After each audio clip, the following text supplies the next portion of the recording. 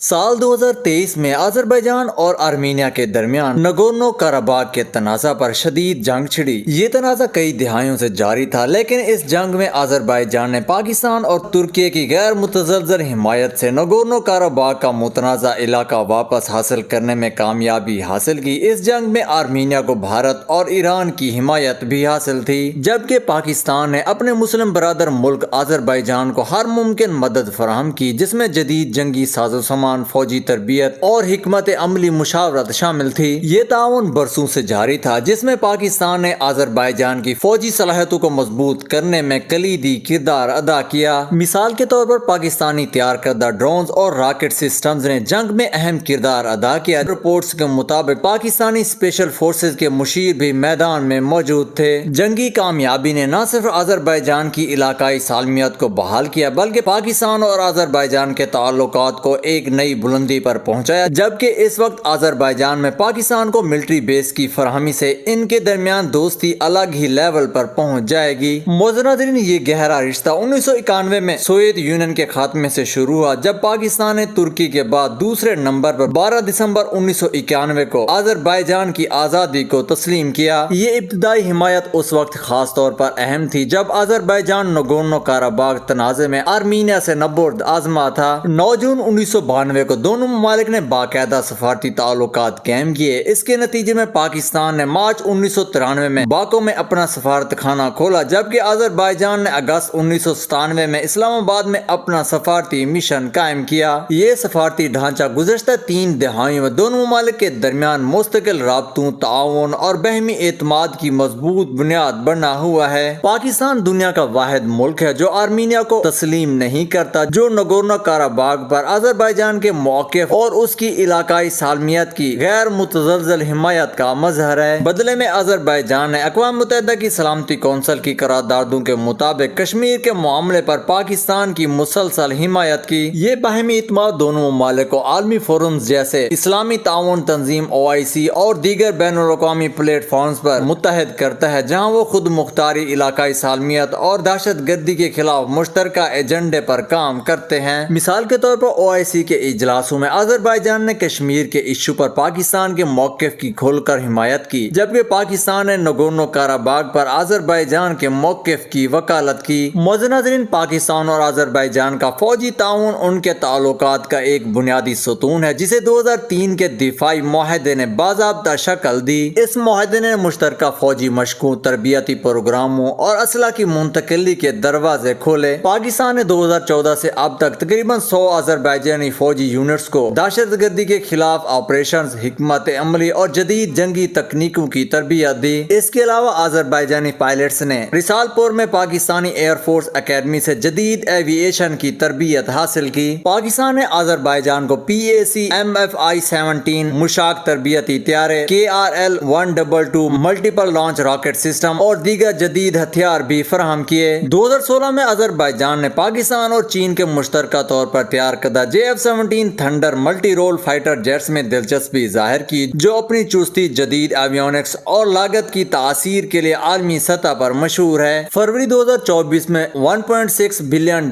کے تاریخی معاہدے نے JF-17C بلاک 3 جیٹس، تربیتی پروگرام اور جدید ہتھیاروں جیسے PL-5 year to year missiles, LS-6 درست رہنمائی والے گلیڈ بم، YJ-12 اور YJ-83 اینٹی شپ میزائلز کی فراہمی کو یقینی بنایا۔ جون 2025 میں اس معاہدے کو $4.6 ارب تک وسعت دی گئی، جس میں 40 JF-17 تھنڈر طیاروں اور $2 ارب کی اضافی سرمایہ کاری شامل ہے۔ یہ پاکستان کی تاریخ کی سب سے بڑی دفاعی برآمد ہے، جو آذربائیجان کی فضائیہ کو آرمینیا کے خلاف بھارت کے فراہم کردہ آکاش میزائل سسٹم اور سواتی ویپن لوکیٹنگ ریڈار کے مقابلے میں مضبوط کرتی ہے۔ جولائی 2025 میں خبریں سامنے آئیں کہ آذربائیجان کے شہر گنجا میں پاکستان ایک فوجی اڈہ قائم کر سکتا ہے، جو پاکستانی فضائیہ کو لیز پر دیا جائے گا۔ یہ اڈہ JF-17 جیٹس کی تعیناتی کے ذریعے آذربائیجان کی دفاعی صلاحیتوں کو بڑھائے گا، خاص طور پر 2020 کی نگورنو کاراباغ جنگ کے بعد روس کے ساتھ کشیدہ تعلقات کے تناظر میں۔ آذربائیجان کی صدارتی انتظامیہ کے سابق سربراہ ایلدار ناموزوف نے پاکستان کی جوہری صلاحیتوں کو ایک اسٹریٹجک اثاثہ قرار دیا جو طاقت کے توازن کو تبدیل کر سکتا ہے۔ یہ قیاس آرایاں پاکستان، آذربائیجان اور ترکی کے گہرے ہوتے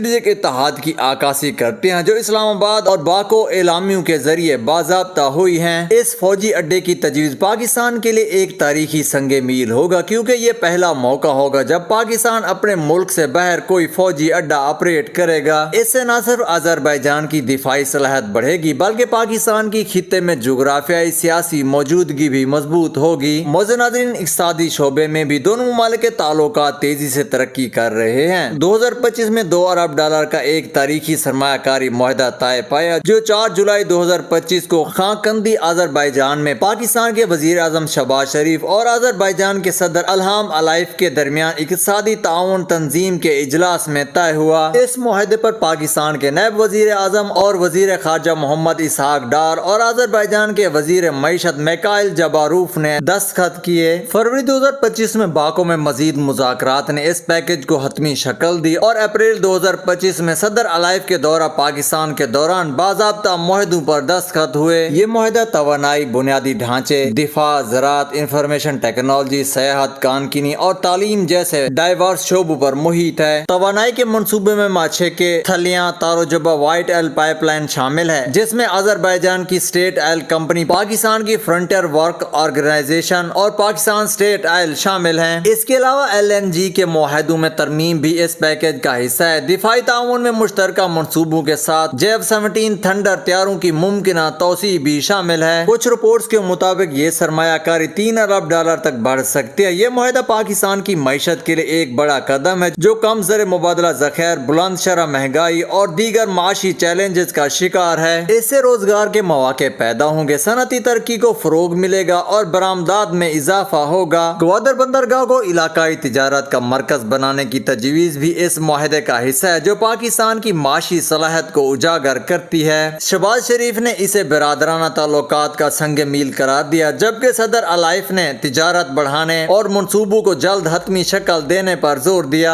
سوشل میڈیا پر پاکستانی صارفین نے اس معاہدے کو معاشی ترقی کے لیے ایک اہم پیش رفت قرار دیا ہے۔ دو طرفہ تجارت کے اعداد و شمار کے مطابق 2023 میں پاکستان سے آذربائیجان کو برآمدات کی مالیت $5.64 ملین تھی، جبکہ آذربائیجان سے پاکستان کو درآمدات $20.12 ملین تھی۔ پاکستان کی اہم برآمدات میں چاول شامل ہیں جو 2023 میں $2.86 ملین مالیت کے 4.56 بلین کلو گرام برآمد ہوئے۔ پاکستانی باسمتی اور غیر باسمتی چاول اپنے معیار کی وجہ سے آذربائیجان میں مقبول ہے۔ اس کے علاوہ سبزیاں جیسے پیاز اور آلو، پھل جیسے کنو اور پھلوں کا پلپ، ادویات، سرجری کے آلات اور ٹیکسٹائل مصنوعات بھی اہم برآمدات ہیں۔ آذربائیجان کی پاکستان کو برآمدات میں خام کپاس، کیمیکلز، خوردنی تیل، غیر فیرس دھاتیں جیسے ایلومینیم اور LNG شامل ہیں۔ LNG کی برآمدات 2023 میں شروع ہوئی جو پاکستان کی توانائی کی ضروریات کے لیے اہم ہے۔ ترجیحی تجارتی معاہدہ PTA اور ٹرانزٹ ٹریڈ معاہدہ TTA کے مذاکرات جاری ہیں جو دو طرفہ تجارت کو نمایاں طور پر بڑھا سکتے ہیں۔ ان مواقع میں توانائی تعاون، علاقائی رابطے جیسے ٹرانس افغان ریلوے اور گوادر بندرگاہ کے ذریعے تجارت کے نئے راستے شامل ہیں۔ یہ تعلقات نہ صرف پاکستان اور آذربائیجان بلکہ پورے خطے کے لیے اسٹریٹجک اہمیت رکھتے ہیں۔ $4.6 ارب